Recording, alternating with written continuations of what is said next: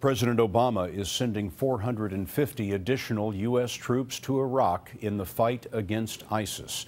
The Islamic extremists now control vast territory, most recently taking the key provincial capital Ramadi in Iraq and the city of Palmyra in Syria. By midsummer, U.S. forces in Iraq will have grown from 275 a year ago to more than 3,500. David Martin reports on this significant change in tactics. The 450 Americans will go to a base in Anbar province to advise and assist a battered Iraqi army division. That unit includes many of the same soldiers who last month panicked in the face of massive suicide truck bombs and fled Ramadi even though they greatly outnumbered ISIS. The U.S. mission is to provide planning and equipment for Iraqi forces as they regroup in an effort to retake Ramadi.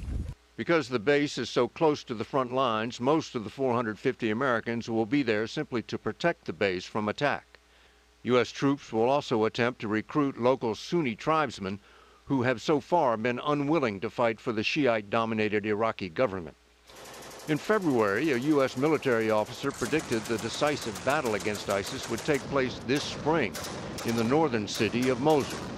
The new focus on Ramadi seems likely to postpone the battle to retake Mosul until next year. The American strategy depends on building up the Iraqi army so that with the help of U.S. airstrikes, it can drive ISIS out of Iraq.